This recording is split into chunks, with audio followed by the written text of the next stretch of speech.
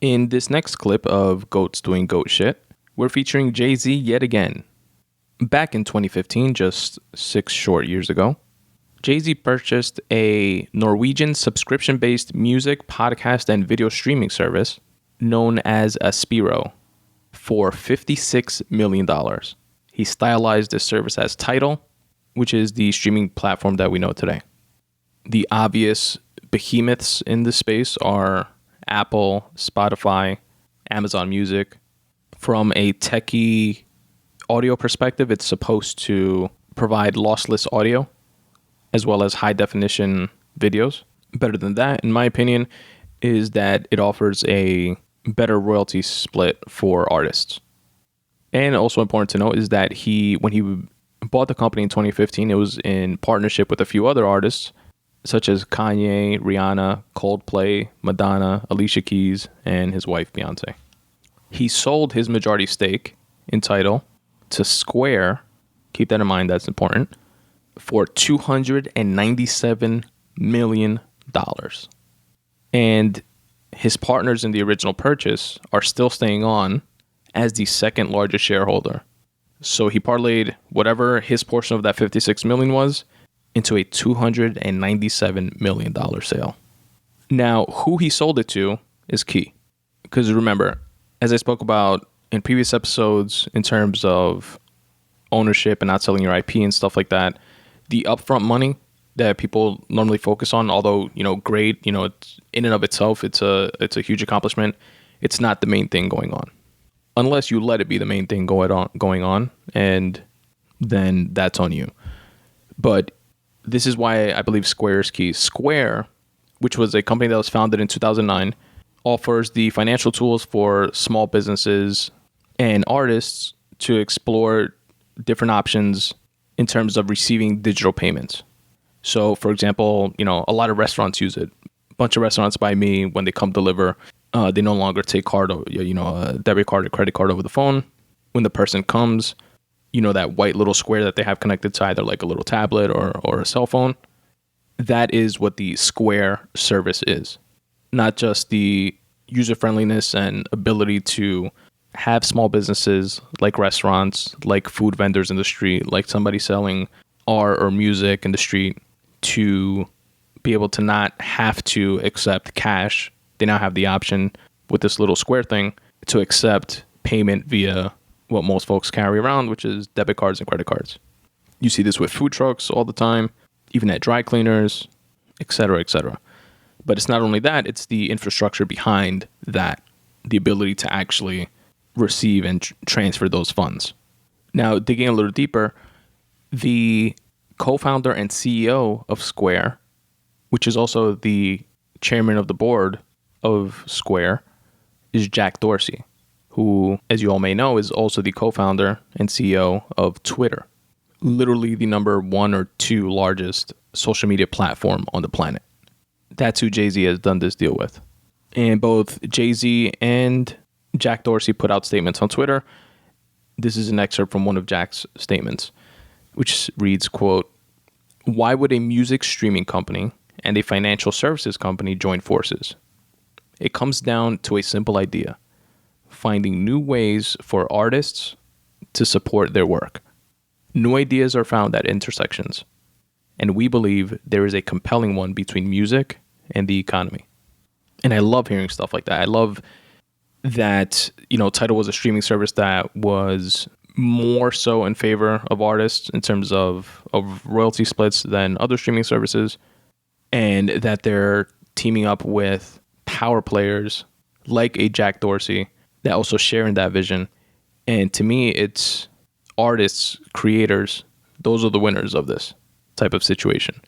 And you see this movement toward favoring creatives and artists, whether it be writers, podcasters, musicians, and you see it with services and the popularity behind services like Patreon, which gives fans the ability to support artists directly. Patreon.com/Spun Today. And other, even companies like YouTube, which is a subsidiary of Google, or technically the parent company name is Alphabet. But YouTube adding the payment button option within videos where you can directly support the creator of a video, if you so choose, Cash App, etc. This is more steps in that direction, in that general direction. And to me, that's a good thing. To me, that's a win.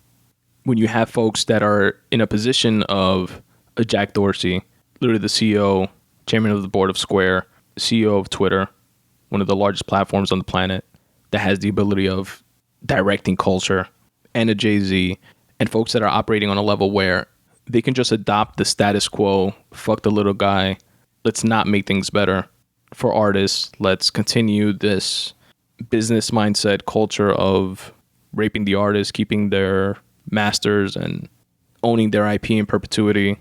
They don't know what they're looking at anyway. And having these folks in positions that don't have to, but are beginning to change that narrative.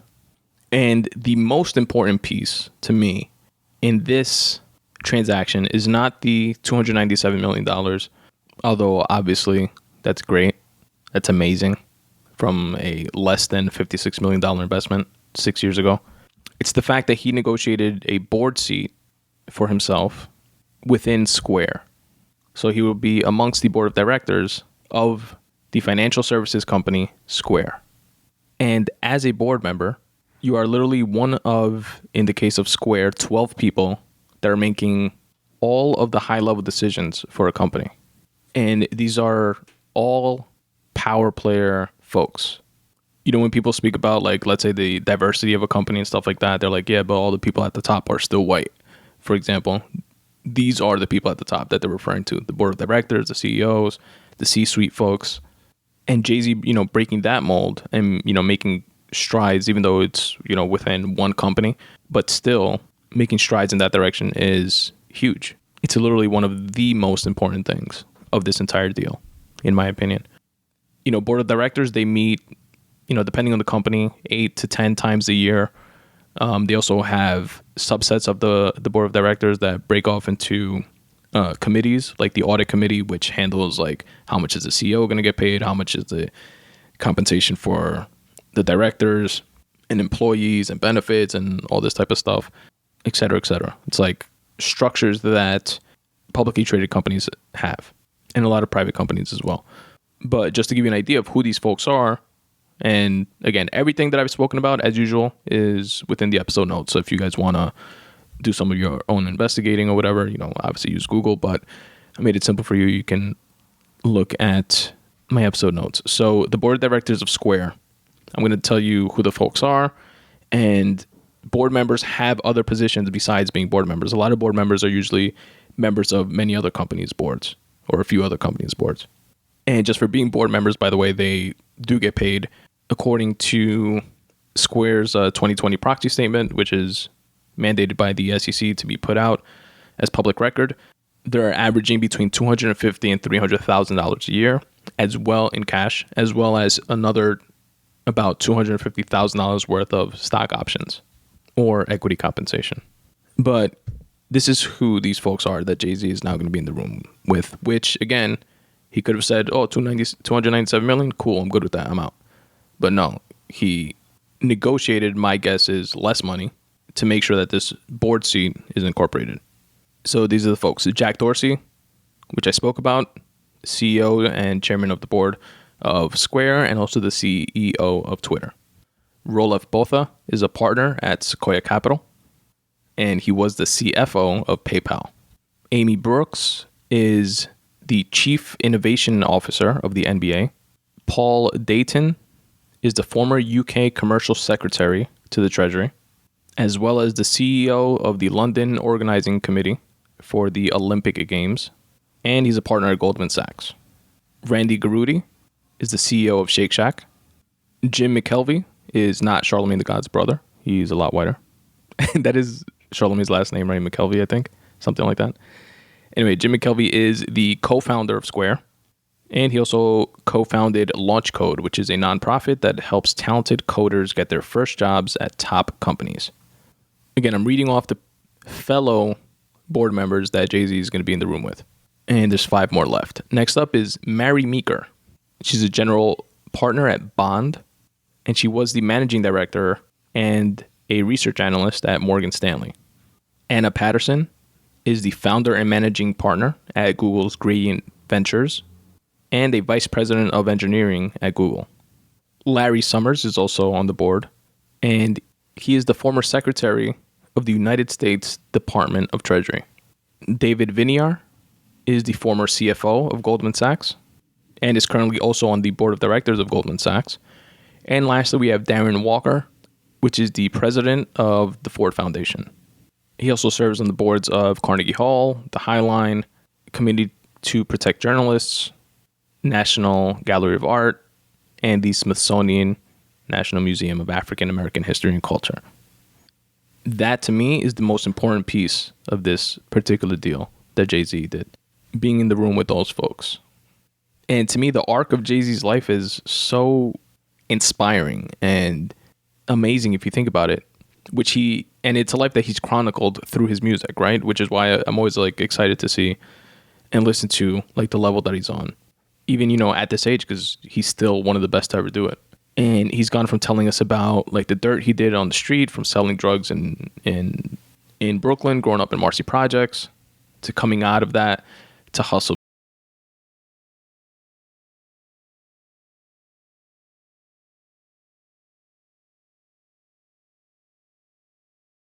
Real estate in areas and focusing on areas that are being gentrified, like Dumbo in Brooklyn, for example.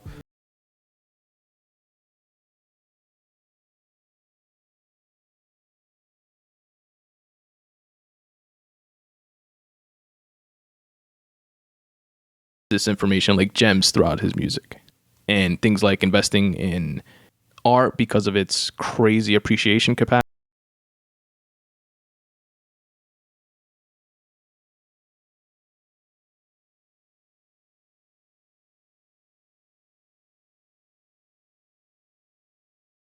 More about the gems that he drops related to the latest barriers and doors that he's broken down so far this year through the art form that he's most expressive through, which is hip hop. Now, what I want to keep my eyes on, and I'll say this in closing, is his next moves after this, to see what his exposure within the financial space does. I want to see how that comes to fruition, because he recently invested in a company called Perch that has the Perch Credit App, and it aims at boosting the credit scores of mostly Black and brown people and other folks in underserving communities. It's a service that was founded by Michael Broughton and Ayush Jain, which allows users to log their recurring payments, such as subscriptions or the rent that they pay, as a form of credit history to improve their credit scores. And these aren't traditional things that are factored in to a person's credit score, but essentially they are the same thing. They are payments that are due on a recurring basis, like a mortgage, like a car note, like a credit card, that folks are paying but not getting credit for. You want to know what's more important than throwing away money at a strip club? Credit.